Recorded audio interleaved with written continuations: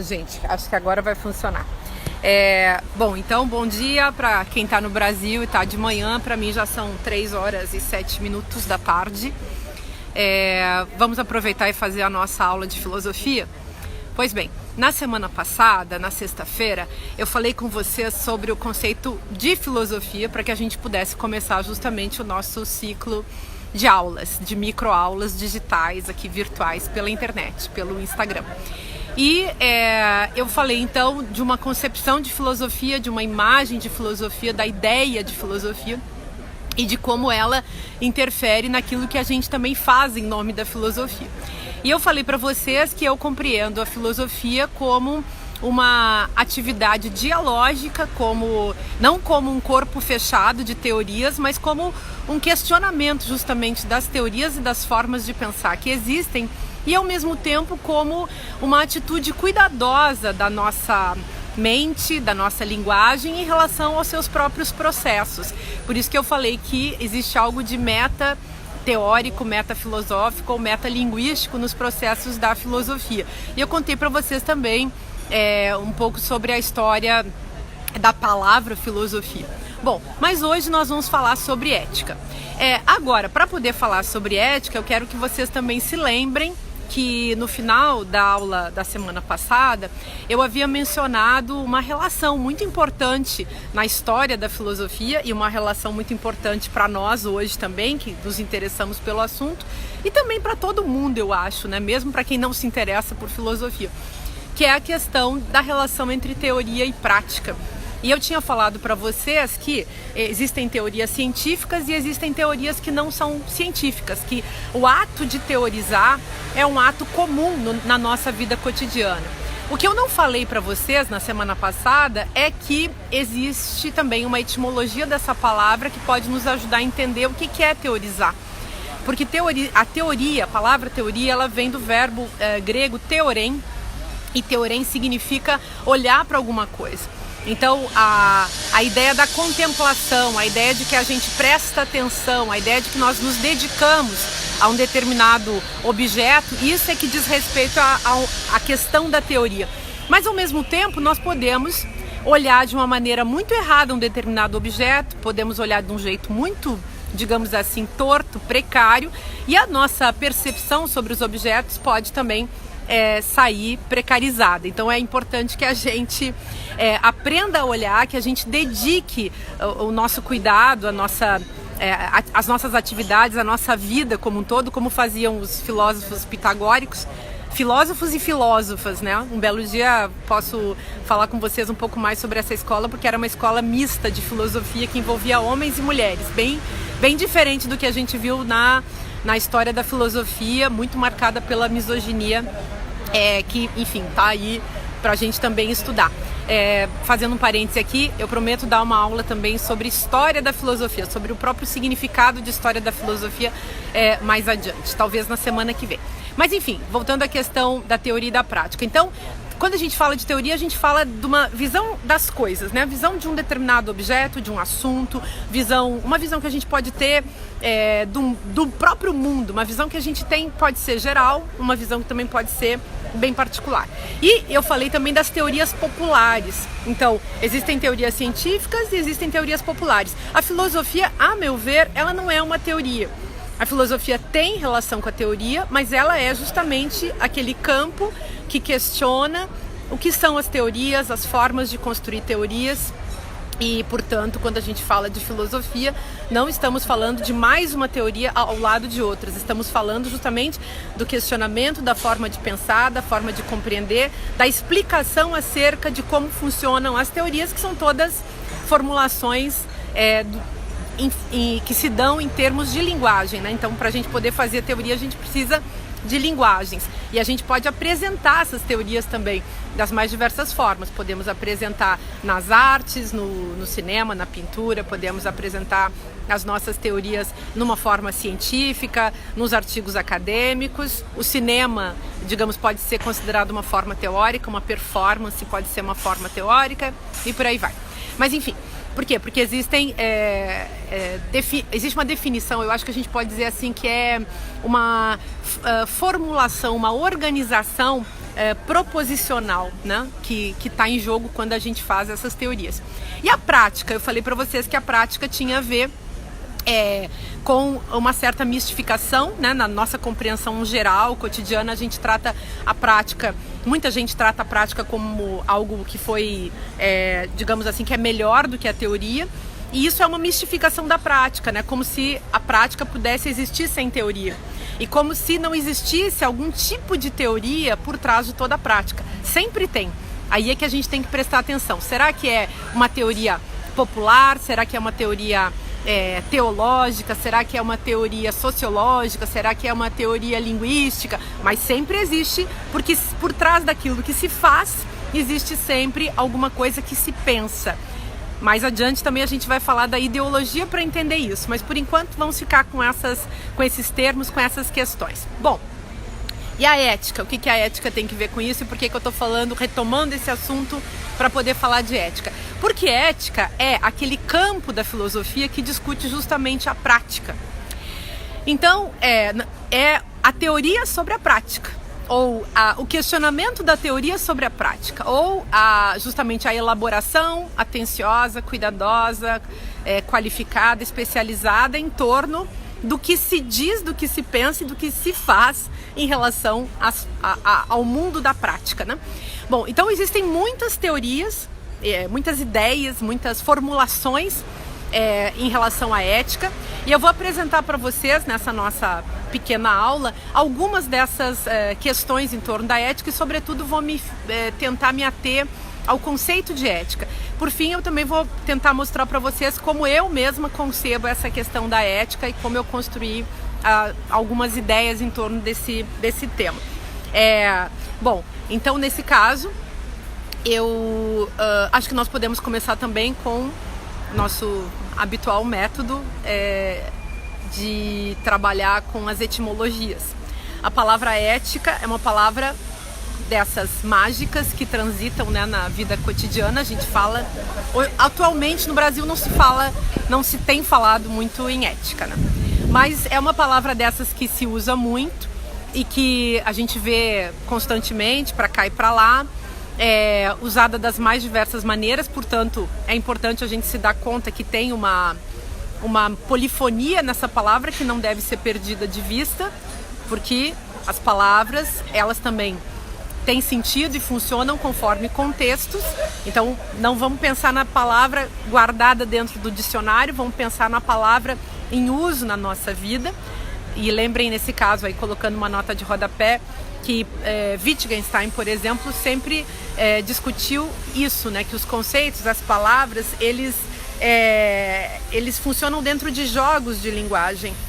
Isso significa que depende do contexto, depende do uso que a gente faz da palavra. Então, ela vai ter um significado ou outro em função do seu uso. Bom, mas a palavra ética? Então, a palavra ética transita por aí, virou uma palavra mágica. Muitas vezes essa palavra também esteve na boca de quem não tem ética nenhuma.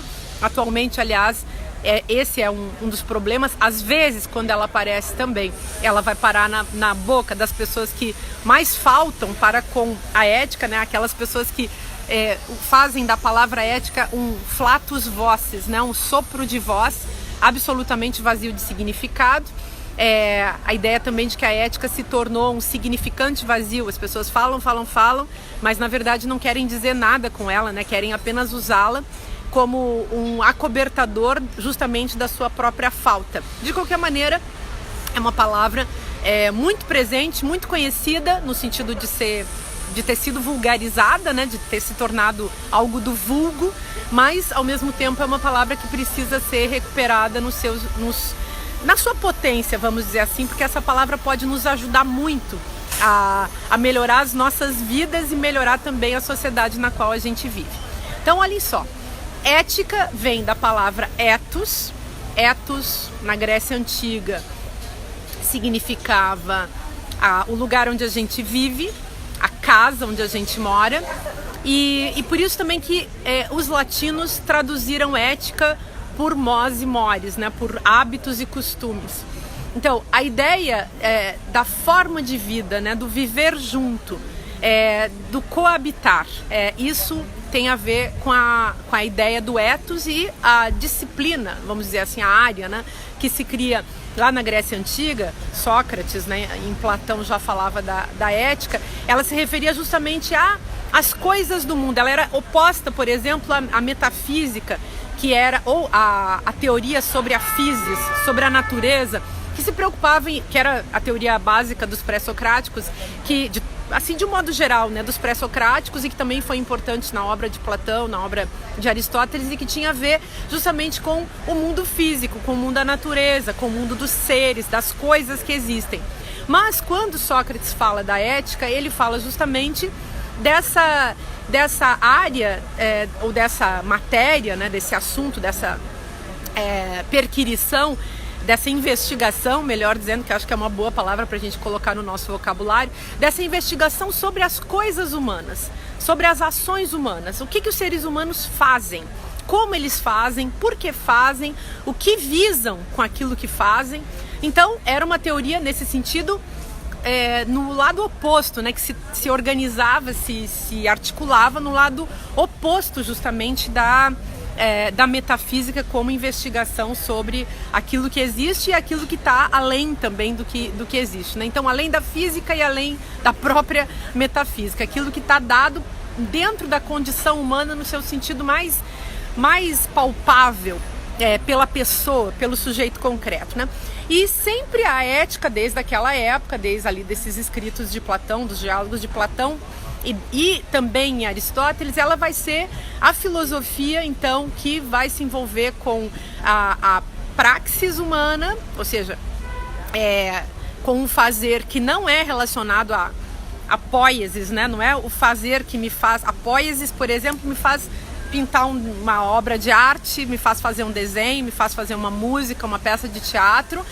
Aliás, os gregos têm, né? Estou falando disso e esquecendo de dizer, eles têm 3 termos para designar justamente a ação.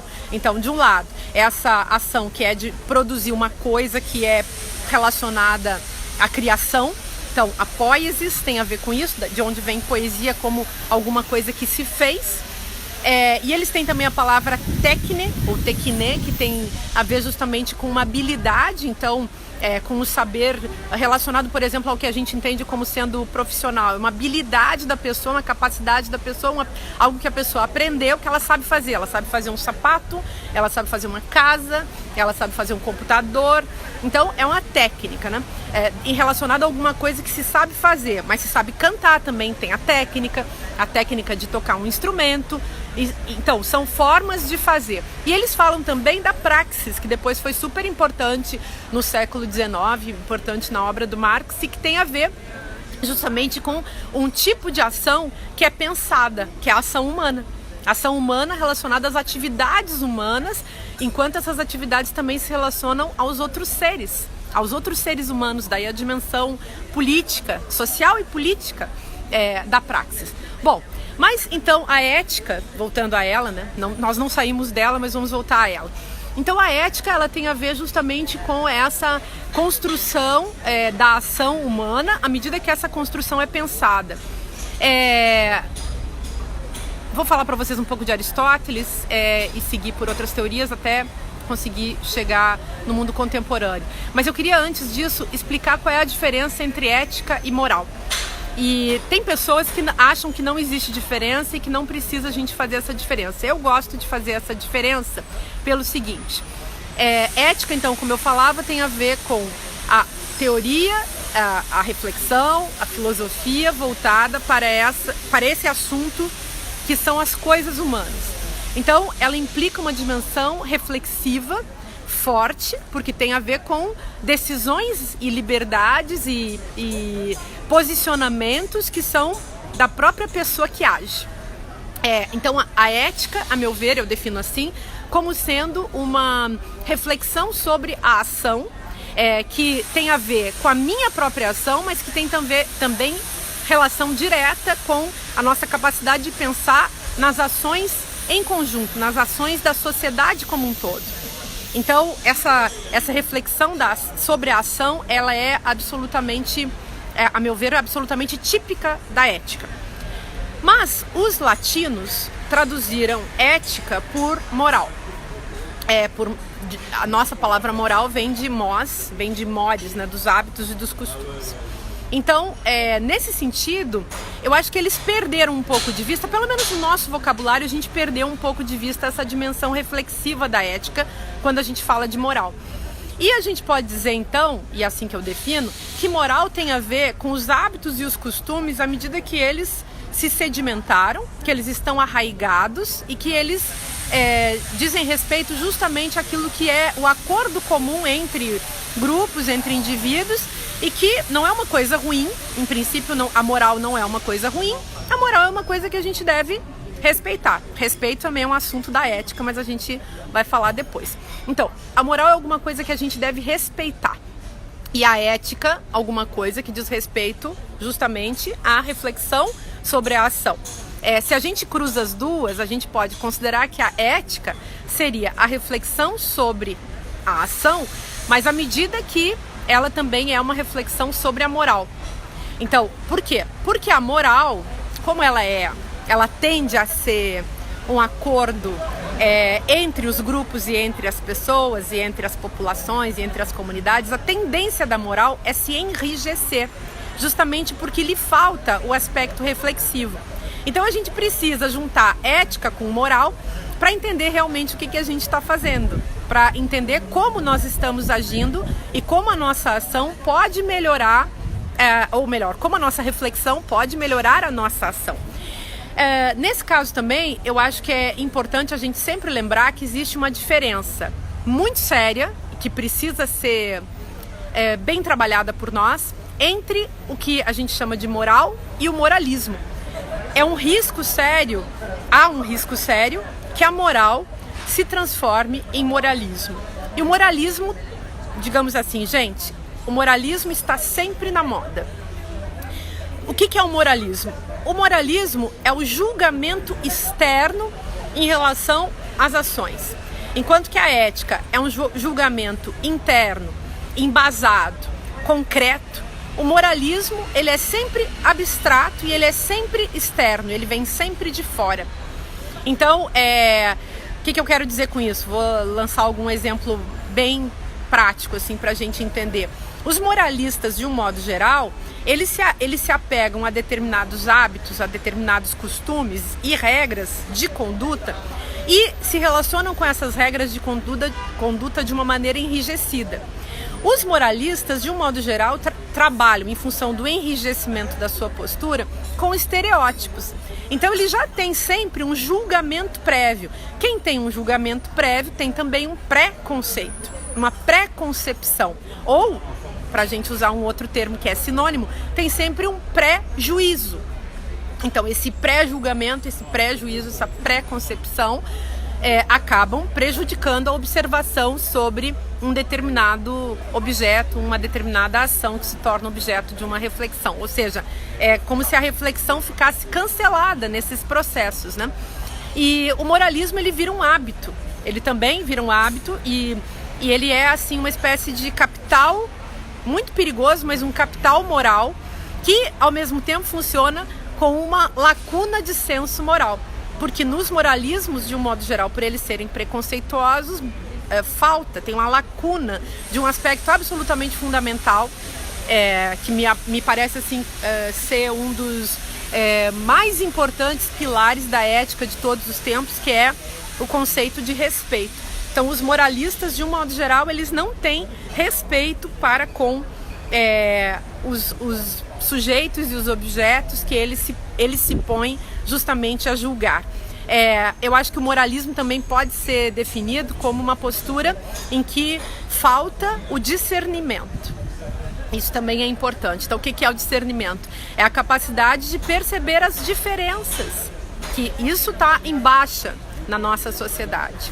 Bom, então só para vocês terem uma ideia assim, bem geral do que é essa diferença aí entre ética e moral. Vamos ficar com a ética, que é um questionamento sobre a moral, um questionamento sobre a ação e que é, digamos, aquilo que nos permite refletir sobre o que nós estamos fazendo. Bom, de uma maneira também muito resumida, eu vou apresentar para vocês tópicos relacionados à história da ética na filosofia e depois vou falar para vocês da minha da minha ideia de filosofia prática.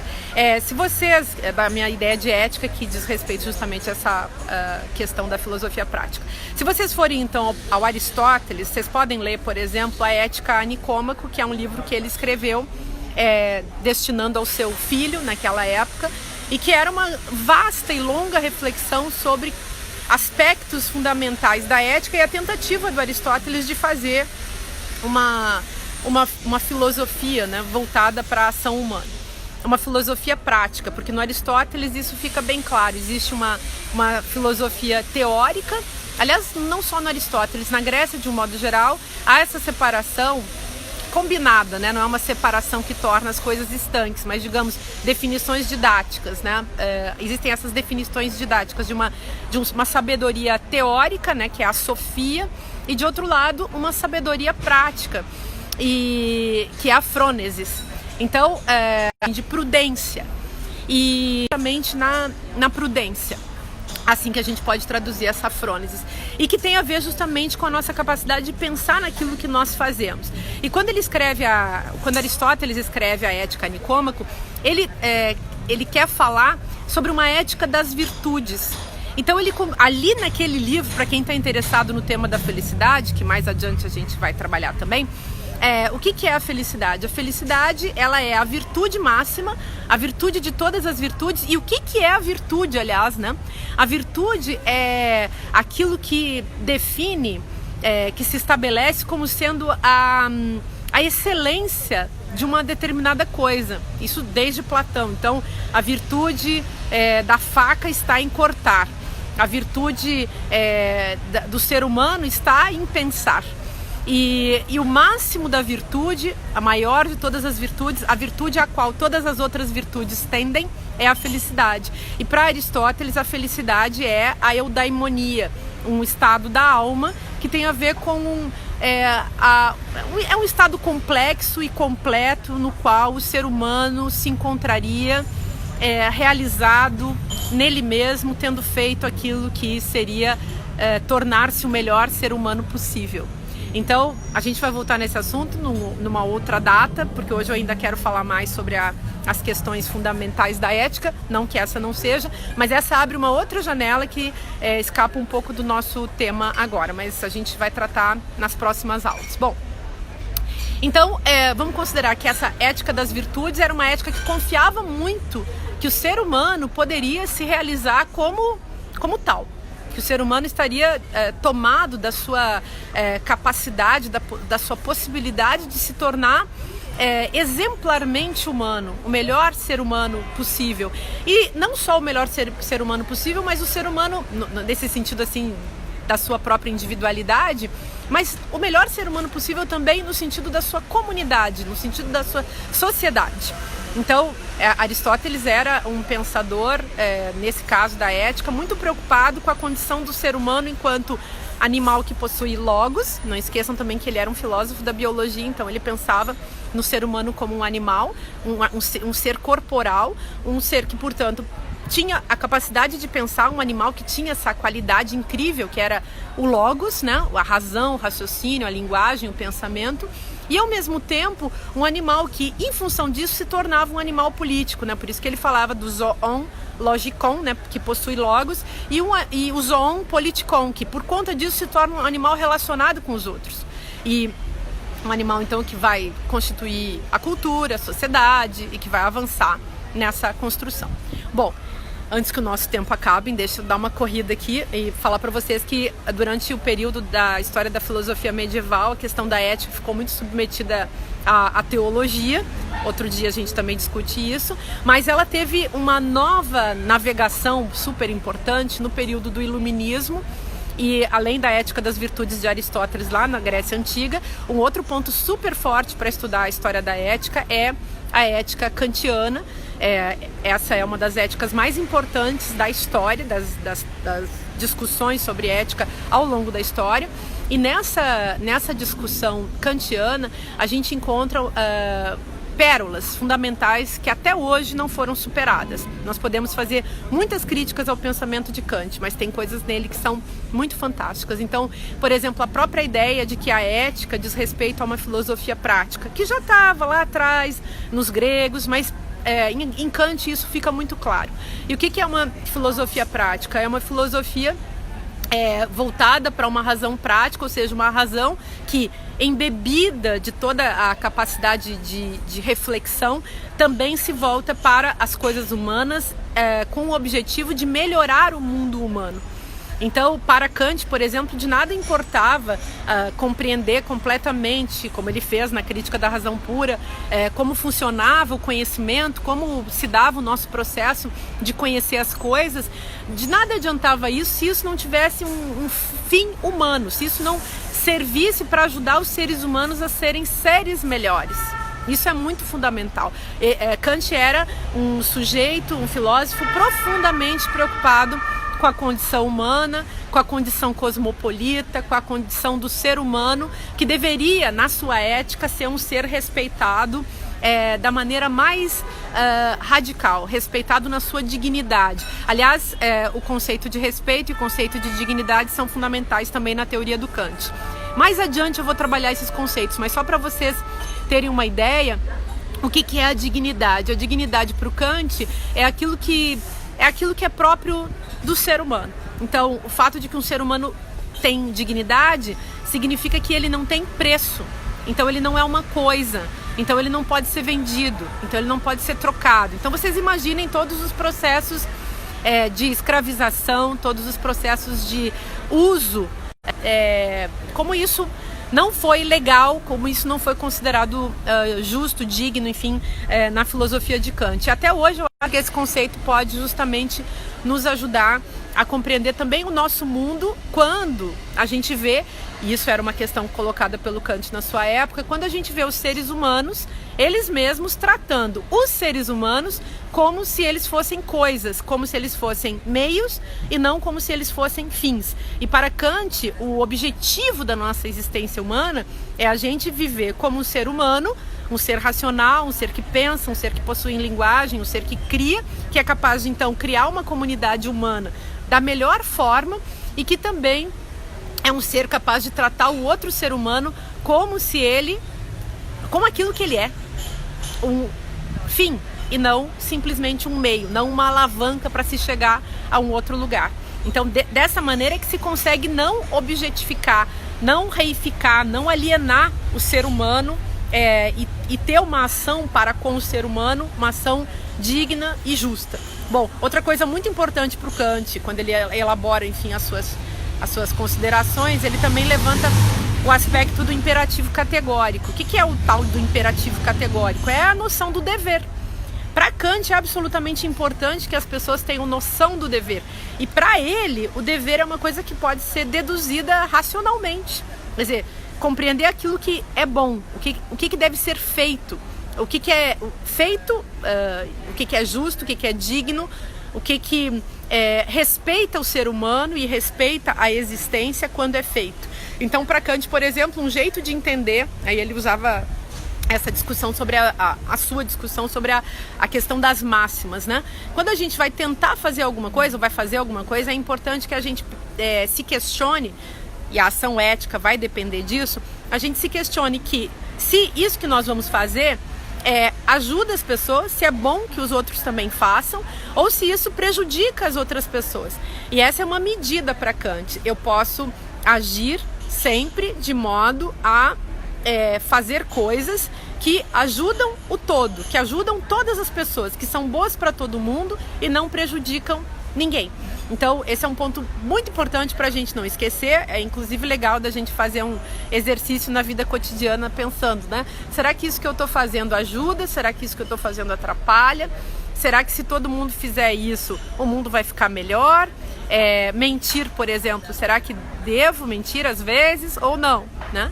Quer dizer, os seres humanos acabam mentindo, mas não dá pra gente dizer que é ético mentir, né? Na posição de Kant, por exemplo, que é diferente da posição dos utilitaristas famosos na história da ética também, que são aqueles que acham que a gente não pode basear as nossas ações em cima de princípios como dignidade, respeito, felicidade ou coisas do tipo. Para os utilitaristas, de um modo geral, a gente pode fazer as coisas desde que elas sejam úteis. Então, por exemplo, Jeremy Bentham e outros utilitaristas vão dizer que a gente pode mentir se a mentira for uma coisa que seja útil num determinado contexto. Para os kantianos isso é absolutamente impossível. Então vocês podem depois pensar aí se vocês estão mais para utilitaristas ou mais para defensores do imperativo categórico, no qual se defende, a partir do qual se defende que não se pode mentir de forma alguma, né?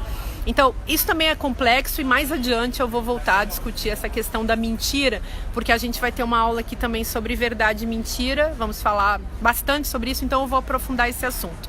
Agora eu queria apenas que a gente se aproximasse desse conceito de ética e que a gente pudesse então levar para a nossa vida essa discussão. E aí eu vou sugerir a vocês também que leiam, quando tiverem tempo, autores tais como os filósofos do século XIX que colaboraram muito depois de Kant com a discussão sobre ética.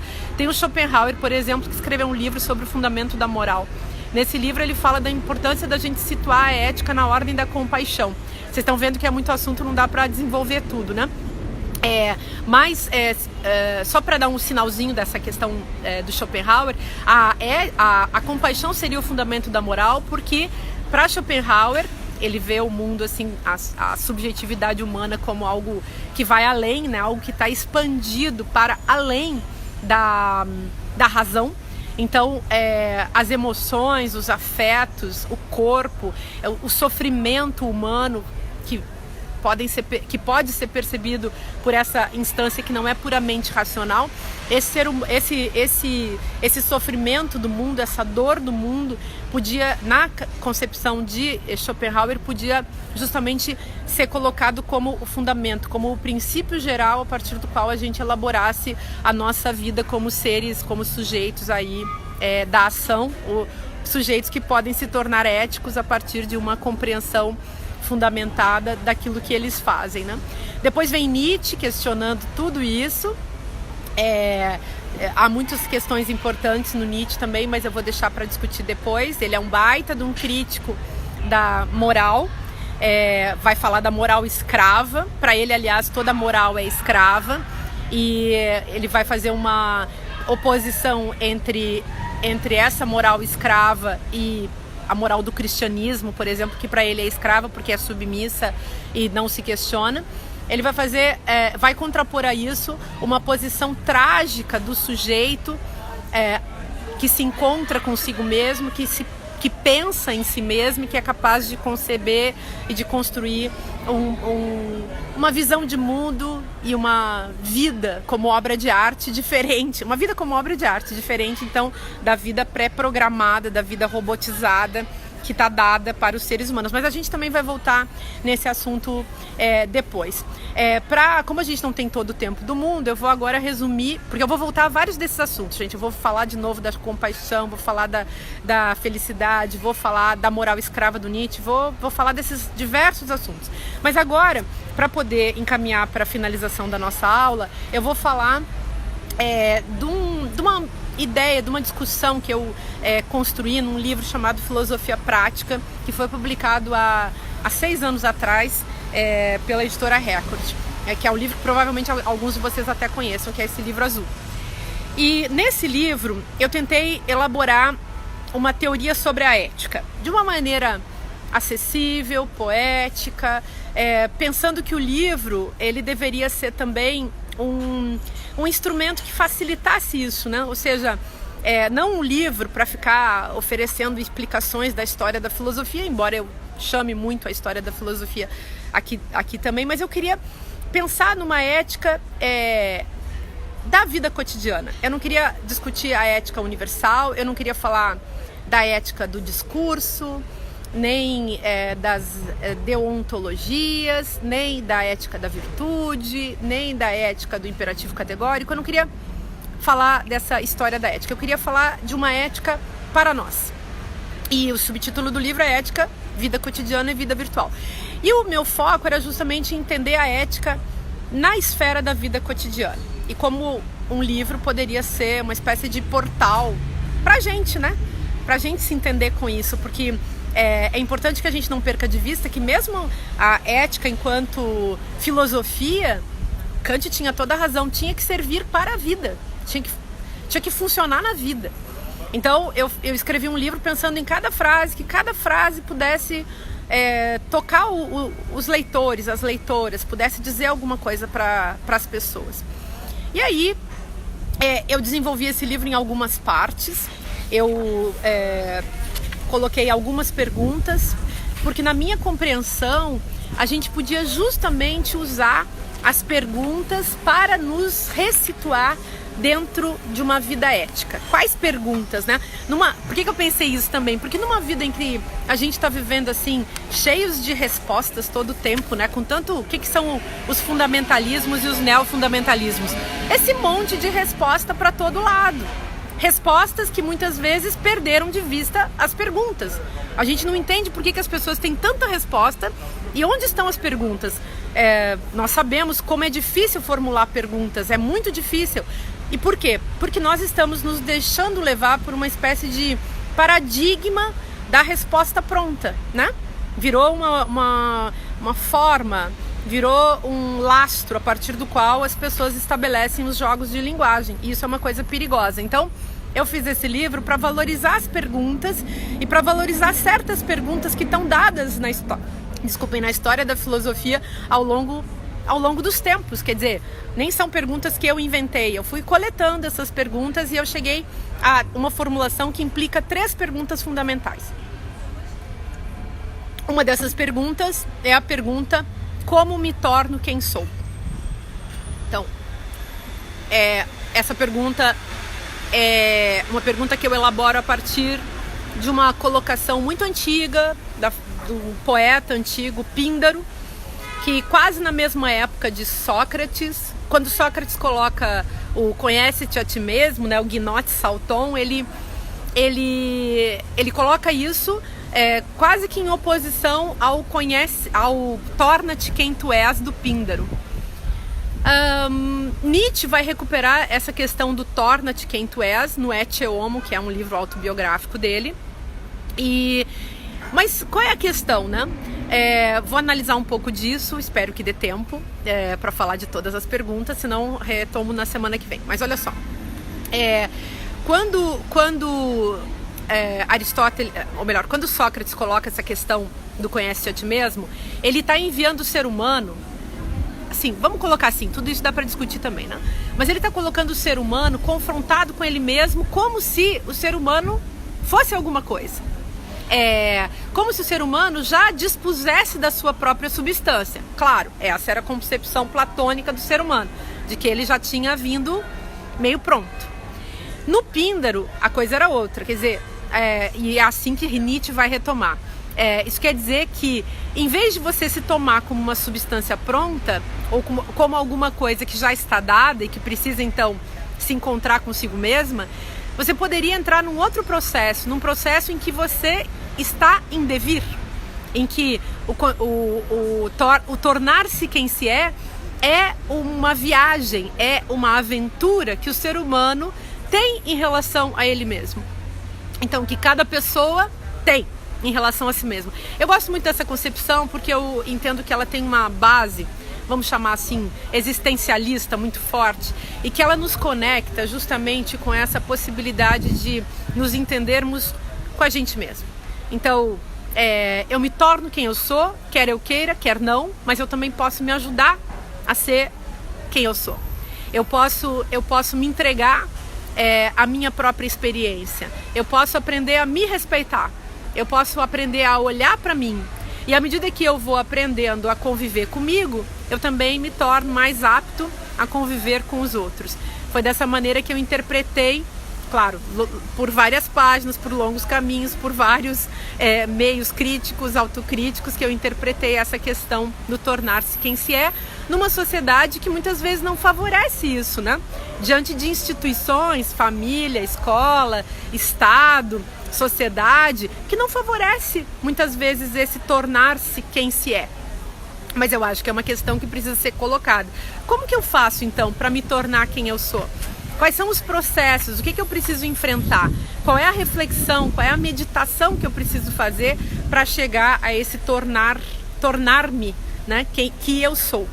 E aí, a partir disso, saindo dessa esfera, digamos, da autorreflexão, em que eu me pergunto sobre mim, eu posso ir ao outro. E aí eu encontro a dimensão não mais da minha subjetividade, da minha interioridade, mas eu não estou mais encontrando com isso no sentido de fazer esse vetor de busca, mas agora eu vou encontrar com isso de novo, fazendo um outro vetor de busca, que é na direção do outro.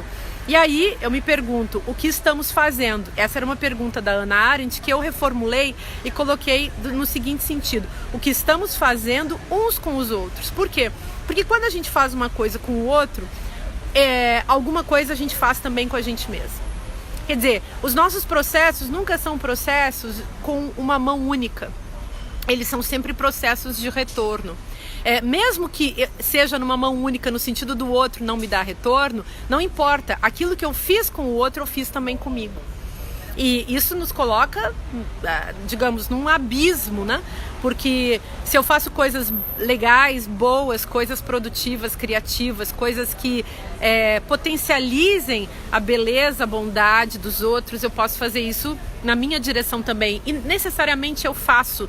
Quando eu tento melhorar o mundo, eu melhoro pelo menos o meu próprio mundo. Quando eu pioro o mundo dos outros, eu pioro também o meu, mesmo que eu não seja capaz de perceber isso. Assim, e por isso que esse livro também, que é de 2014, traz uma reflexão bastante demorada sobre a questão fascista. Então, o fascista como sendo a personalidade autoritária, né, que não consegue entrar numa relação com a alteridade, alguém para quem a alteridade está barrada, está impedida. Então, nesse sentido, recolocar, reposicionar o outro na minha vida, pensar o outro a partir de vamos chamar assim, de um desafio da alteridade, pensar o outro como alguém que me ensina a ser quem eu sou, pensar o outro como alguém que me ajuda a me autocompreender. Então acho que esse é um caminho interessante. E pensar no outro como um foco da minha ação, como alguém que recebe aquilo que eu faço de bom, ou como alguém que recebe aquilo que eu faço de mal, também é importante, porque nós sempre estamos fazendo coisas juntos, mas muitas vezes nós estamos fazendo coisas contra os outros também.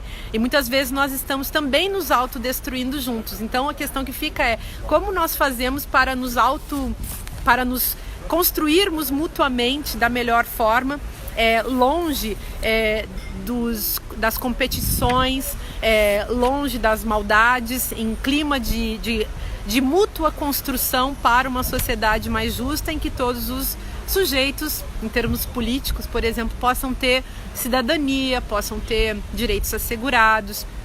E, aliás, ponto importante, eu coloco muito nesse livro, que é a ética que gera a política. E ética aqui compreendida como o cerne das ações, né? A reflexão sobre as ações que se torna também o cerne das ações. São as ações que se pensam e que pensam visando sempre um mundo em que todos os sujeitos humanos e também todos os seres que existem terão um lugar de direito assegurado. Por fim, uma questão super importante também nesse livro, para poder responder essa pergunta, né, como me torno quem sou, o que estamos fazendo uns com os outros, eu constantemente voltei à discussão sobre a construção do sujeito e os processos de subjetivação. Mas eu vou falar bastante sobre a questão do sujeito também numa próxima aula, então vou acabar retomando esses tópicos aqui. Para finalizar, a última pergunta que eu coloquei nesse livro é a pergunta sobre o como viver junto. Essa pergunta também é um título de um livro que eu transformei numa pergunta. O Roland Barthes, que era um linguista, filósofo francês, ele escreveu um livro chamado Como Viver Junto, e aí eu resolvi transformar isso numa pergunta. E, aliás, a Bienal, uma das bienais de São Paulo, na época que a Bienal era legal, assim, fez também tomou isso como mote, né, há muitos anos atrás. E então eu quis discutir aqui justamente que sociedade que a gente pode construir. Pensei também, achei muito importante construir um conceito de cotidiano, porque na história da filosofia a gente não tem muito esse conceito de cotidiano. Na história, né, história da vida cotidiana, na antropologia, na sociologia, a gente encontra um conceito de cotidiano, mas na história da filosofia mesma é muito raro, muito difícil. E eu peguei bastante de literatura para falar disso, e o paradigma para mim, o modelo, né, da minha ideia de cotidiano, eu fui encontrar naquele livro do Vidas Secas, do Graciliano Ramos, que eu acho uma das obras mais fabulosas para a gente pensar o que é a vida cotidiana. Sabem por quê? Porque ali, quando ele apresenta toda a questão da seca, do retirante, e ele coloca também aqueles personagens, o Fabiano, a sua esposa, os seus filhos, na posição de sujeitos que não têm praticamente relação com a linguagem, para quem falta espaço e falta material para poder conversar.